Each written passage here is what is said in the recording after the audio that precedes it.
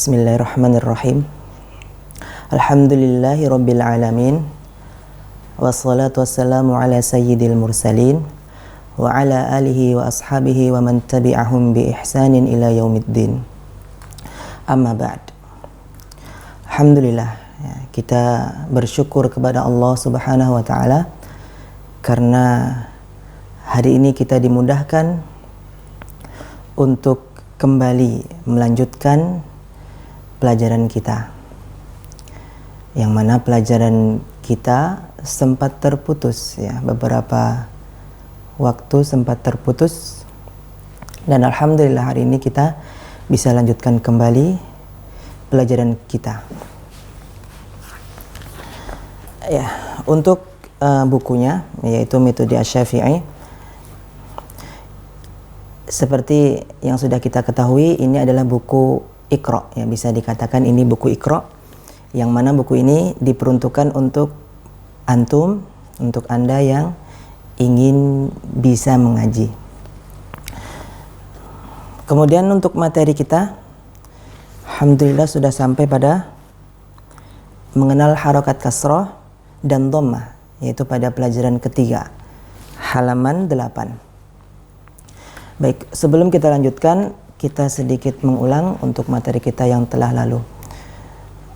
Di awal kita sampaikan bahwa buku ini buku yang tipis, dan karena bukunya tipis maka akan cepat sampai pada Al-Quran,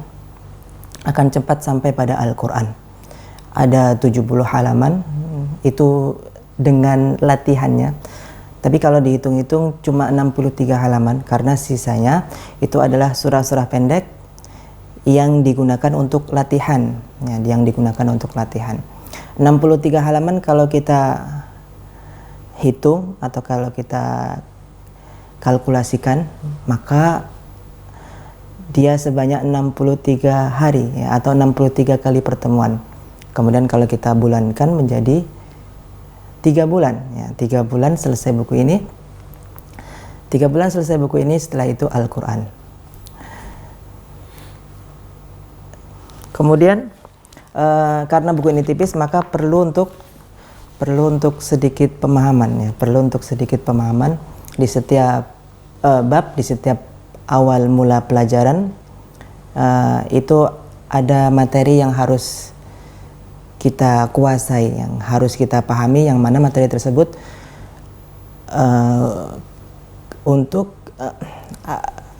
dan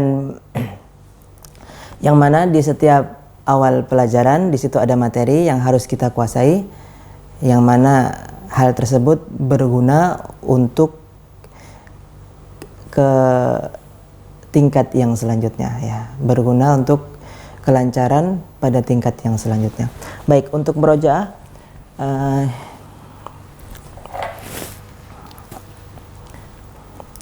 kita sampaikan di awal bahwa inti atau bahwa kunci dari pelajaran ini yaitu menghafal huruf, dan kita harus hafal huruf yang benar-benar hafal di luar kepala.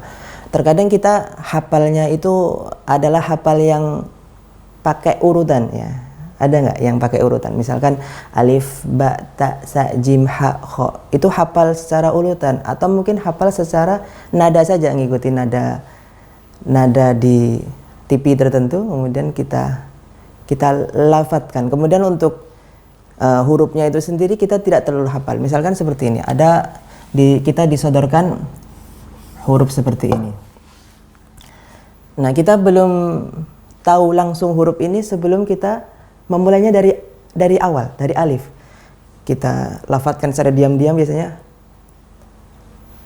Oh, ternyata kho, dapat huruf kho.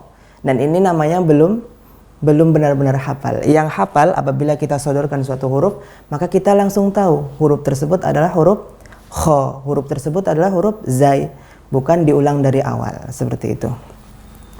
Jadi kuncinya adalah hafal yang benar-benar hafal. Itu yang pertama. Kemudian kalau sudah hafal huruf, insya Allah akan dimudahkan untuk pelajaran yang selanjutnya. Pelajaran fathah, kasroh, dhammah, sukun, tasydid, tanwin, itu semua akan kita kuasai. Kuncinya apa? Kuncinya yaitu hafal huruf, ya. Contohnya seperti ini. Kita ambil contoh huruf, ya. Huruf sin, ya. Di sini huruf sin. Apabila huruf sin tersebut garisnya di atas, maka bagaimana bacaannya? Kemudian apabila huruf sin tersebut garisnya di bawah, maka bagaimana bacaannya? Apabila huruf sin tersebut garisnya di atas, maka bagaimana bacaannya? Dan apabila sin tersebut sukun, misalkan, bagaimana bacaannya? Maka ini akan terpecahkan atau mungkin akan termudahkan kalau kita hafal huruf. Contohnya, sin ketika ada garisnya di atas, maka kita pakai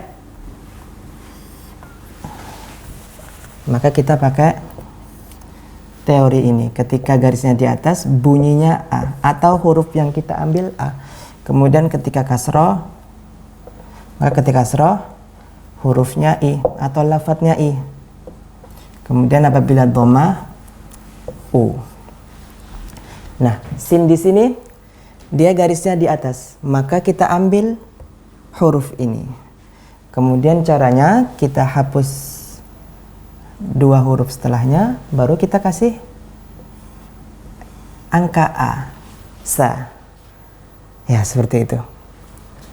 Kemudian kalau garisnya di bawah, maka kita kasih angka yang sesuai. Untuk garisnya di bawah ternyata I. Oh, berarti kita kasih dia huruf I di sini. Si. Kemudian begitupun ketika dhamma, maka kita kasih U, ya. Kita kasih U. Bila dhamma, maka kita kasih huruf U, su, seperti itu. Apabila di atas sa, apabila di bawah si, apabila dhamma, su, seperti itu. Begitupun huruf-huruf yang lain. Misalkan huruf shin, temannya. Ini namanya huruf shin. Maka apabila di bawah dia hurufnya I, berarti kita hapus dua ini. Kemudian kita kasih huruf I. Shi. Apabila dhamma, maka shu. Apabila fathah, maka lafadznya sya, seperti itu.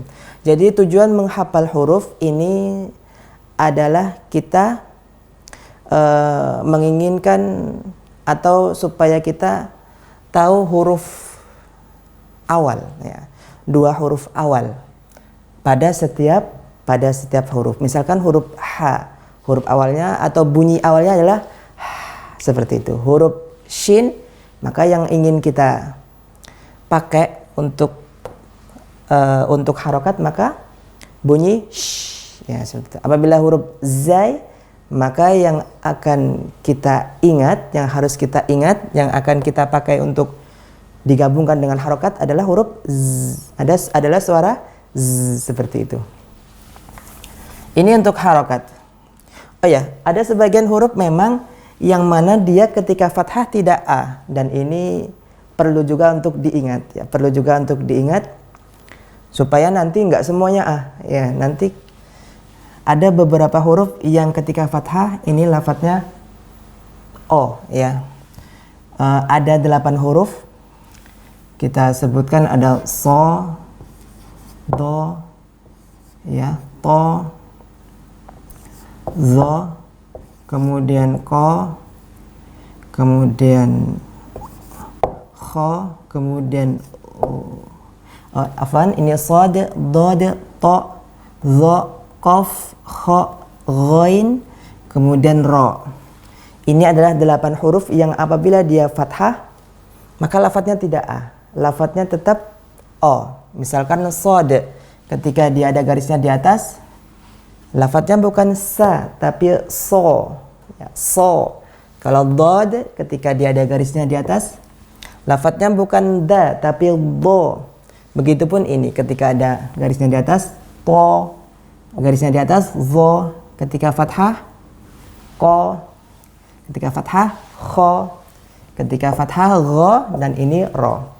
Nah, kedelapan huruf ini dia ketika fathah lafadznya tidak a. Jadi nanti ketika fathah kita kasih lafadz yang sesuai dengan nama hurufnya. Misalkan sod, maka kita hapus huruf yang terakhir saja.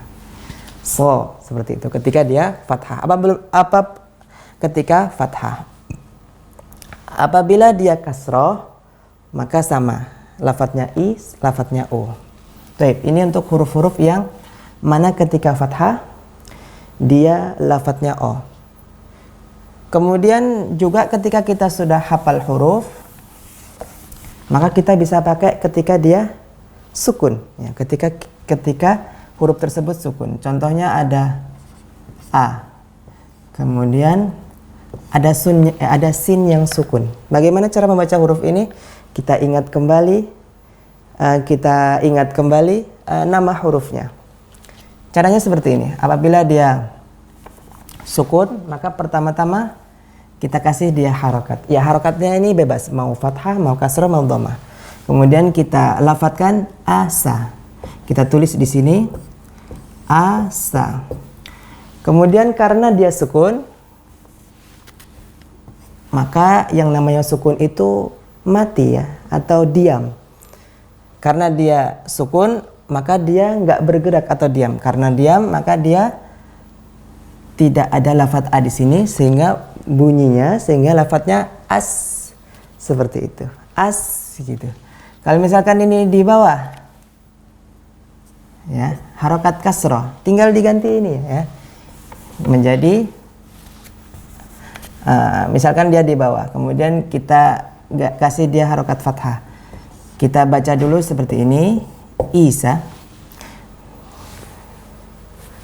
Kemudian kalau dia sukun, maka akan dihapus ya, akan dihapus. Yang dihapus adalah ini, is, seperti itu. Apabila sin ini sukun, maka bunyinya atau lafadznya adalah is.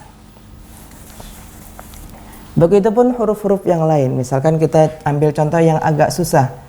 Misalnya ada ya seperti ini. Kemudian seperti ini. Kita lafadzkan yusa. Yusa. Kemudian apabila sin ini dia berubah harokatnya menjadi sukun,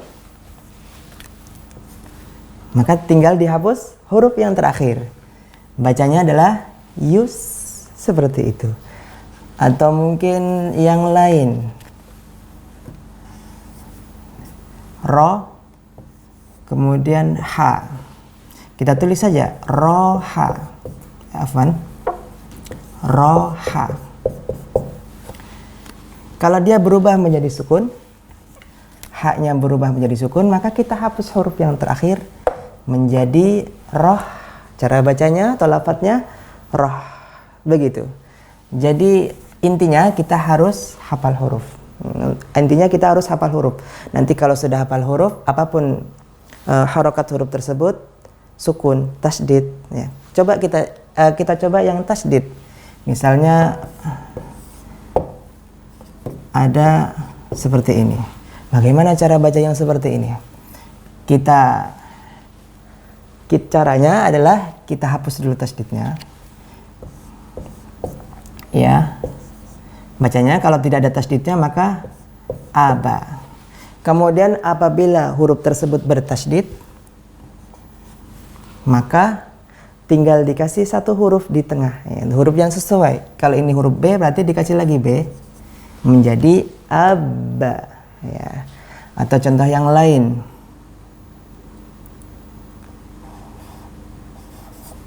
Sa, kemudian ro. Kita tulis sa ro. Kemudian apabila dia bertasdid, maka di sini ada double R. Ya, kita kasih R lagi. Sarro, ya, sarro, seperti itu. Kemudian satu contoh kembali. Misalnya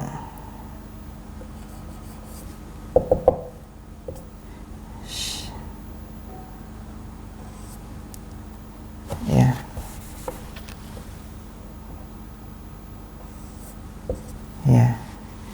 Kemudian di sini ada lafadz shika. Kemudian apabila kafnya bertasydid, maka tinggal dikasih huruf K di sini ya, shika, seperti itu. Dan ini akan kita pelajari ke depan insyaallah.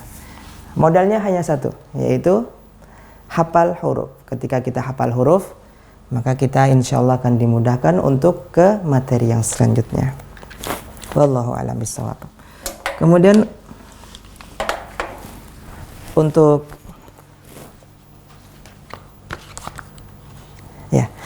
untuk pelajaran kita, maka kita sudah sampai pelajaran yang ke-9.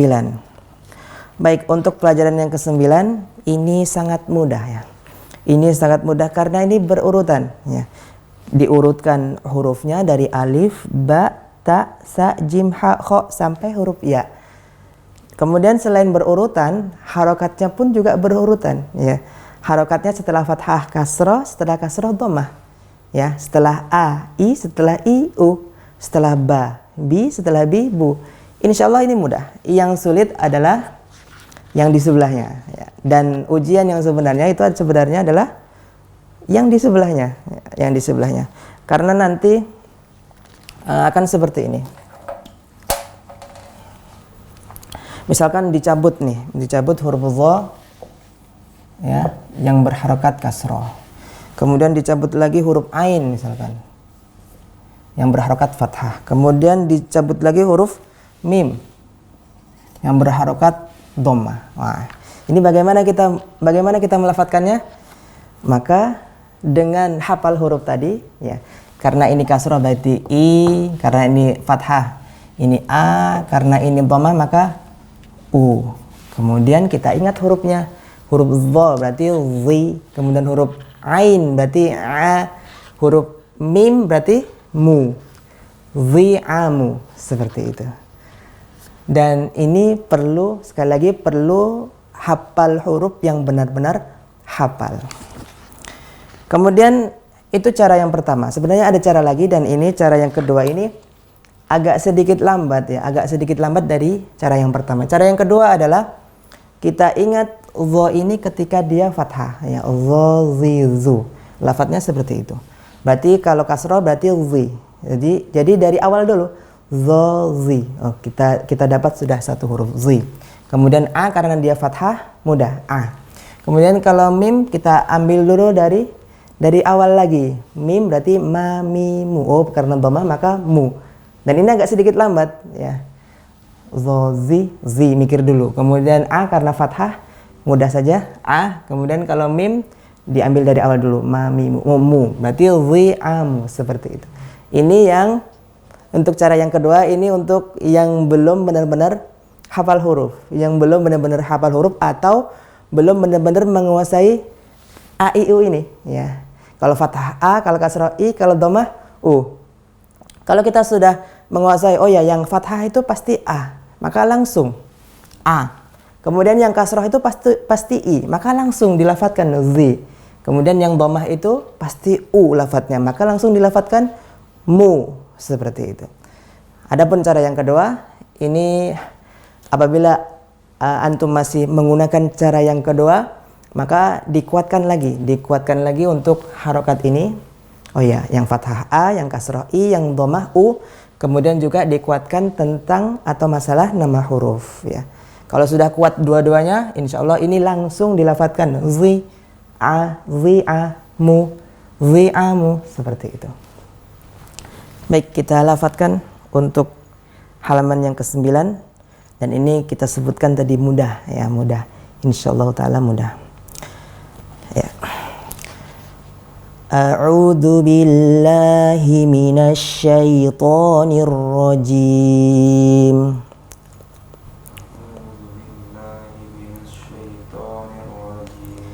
Oh ya, baik, untuk ejaan kemarin nadanya harus sesuai ya.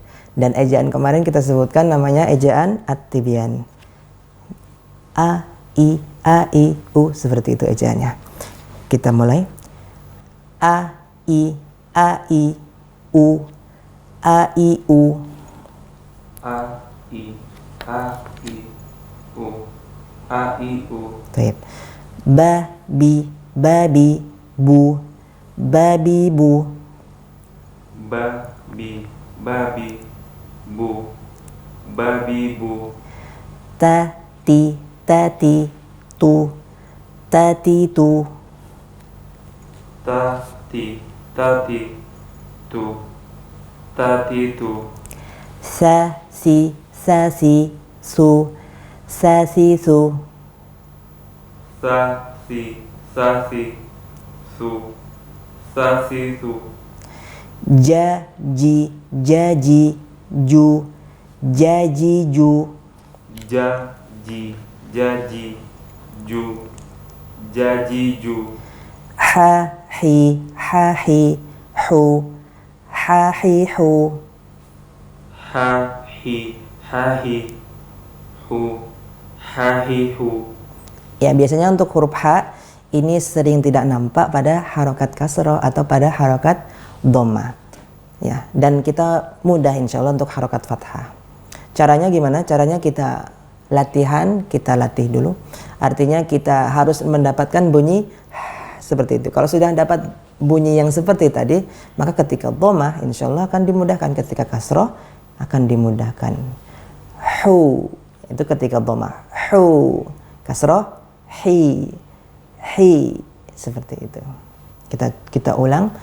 Ha, hi, hu, ha, hu.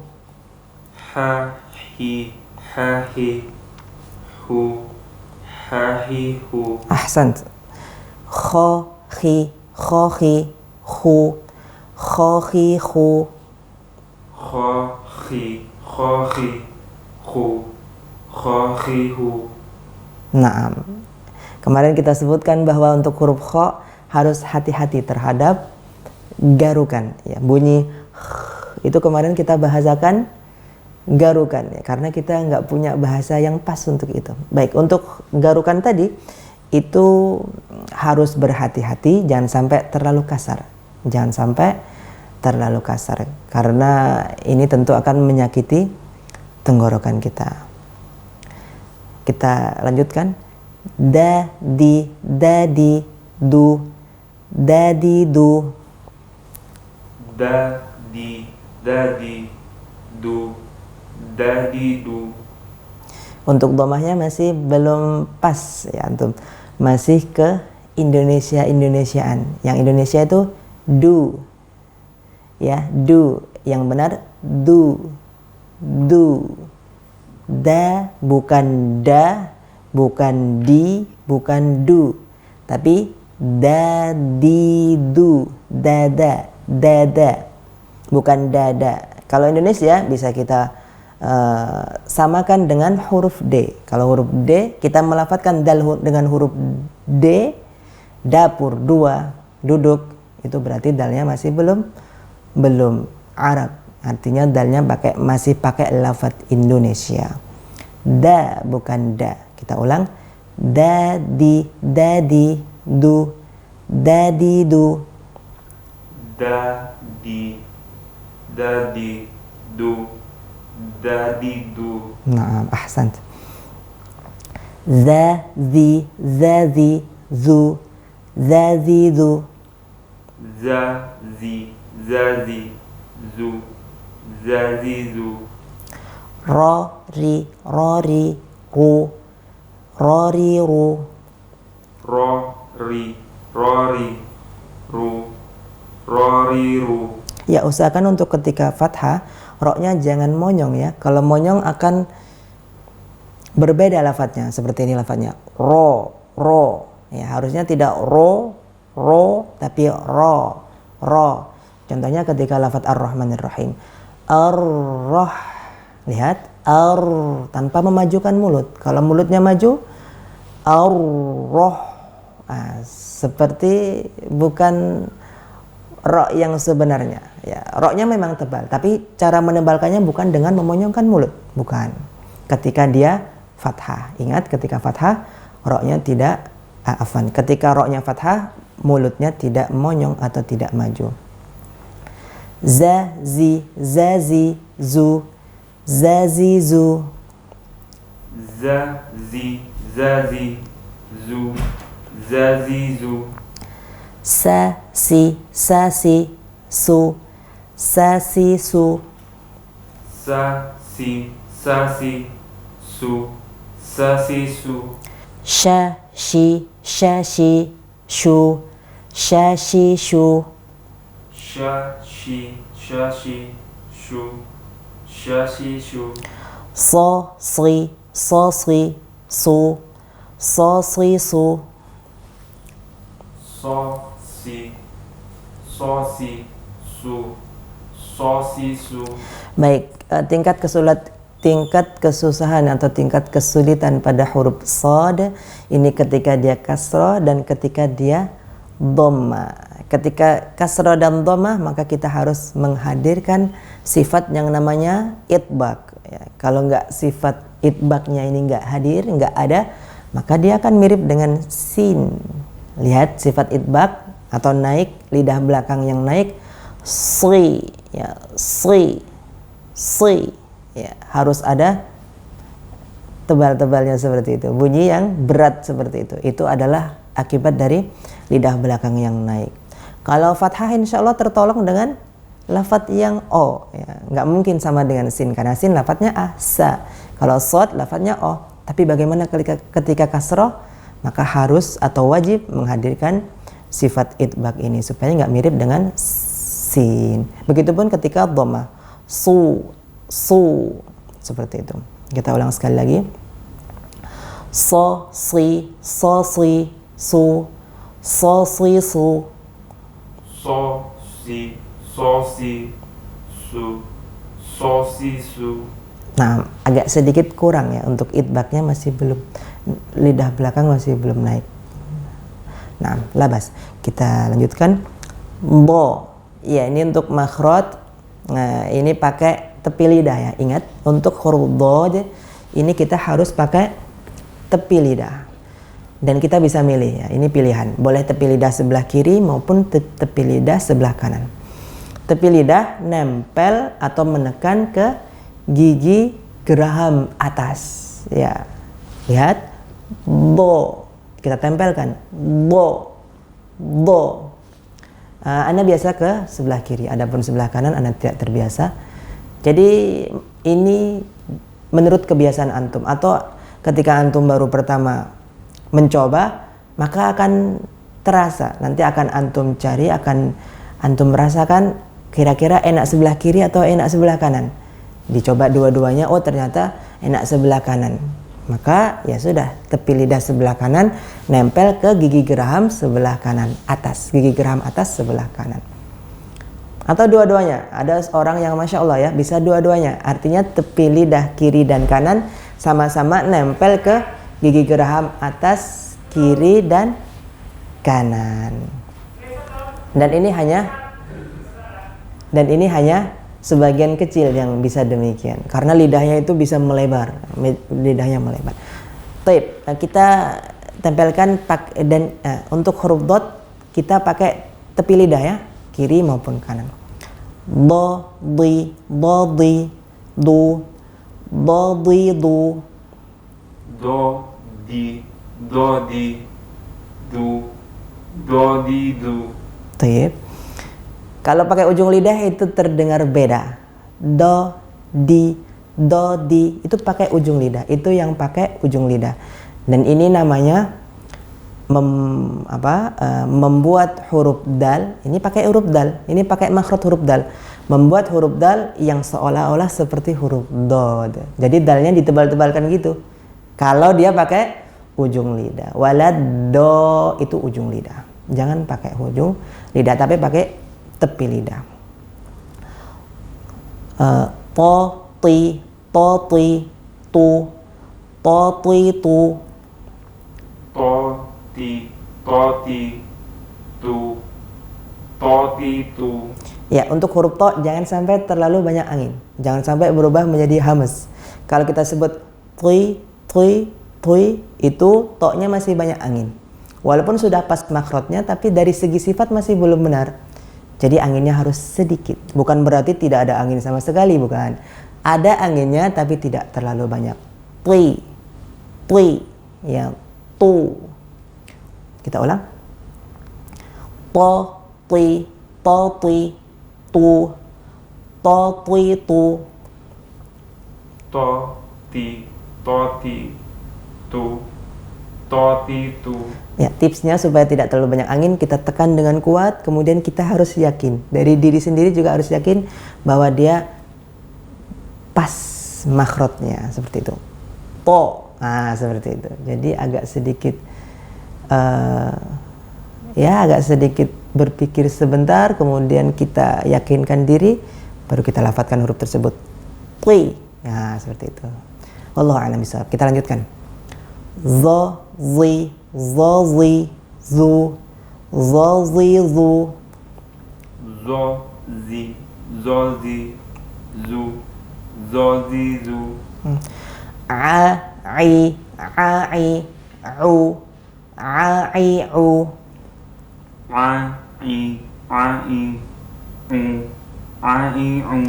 Dan ini hati-hati, harus dihati-hati. Kebanyakan kita itu melafadzkannya lewat hidung. Hidung. Harusnya ainnya kita lafadzkan di awal. Maksudnya ketika melafadzkan huruf ain, ini agak susah. Agak susahnya itu di mana? Di awal. Seperti itu kan? Kemudian ketika fathah, fathah yang benar-benar fathah, artinya fathah yang benar-benar lewat mulut tanpa mencampurnya lewat hidung, tanpa mengalirkannya ke hidung. Ya seperti itu. Kasarannya seperti itu. Jadi kita awalnya susah dulu, bersusah-susah dulu ketika melafadzkan huruf ain, dilafadzkan lewat tenggorokan tengah, baru setelah ada harokat maka kita lafadzkan sesuai harokat tersebut. Ketika fathah maka a, kasroh i, dhammah u, ai, ya, u, a, yang hidung ya, agak sengah-sengah gitu ya. Dan ini kedengaran di telinga. Kita ulang sekali lagi.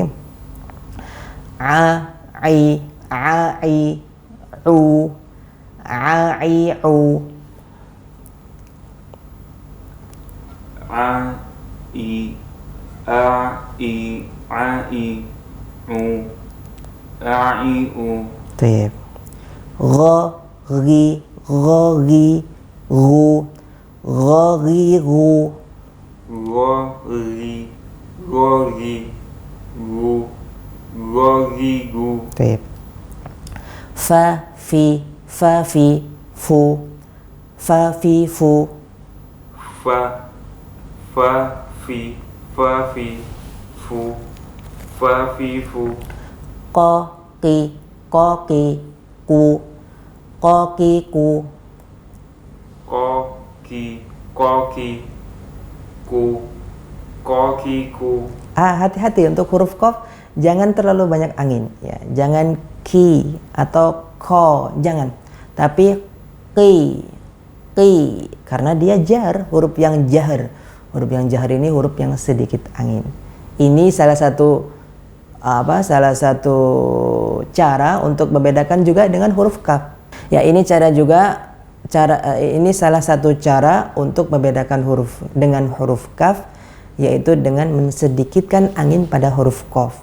Kalau qafnya seperti ini, ki, masih ada anginnya, berarti masih mirip dengan huruf kaf.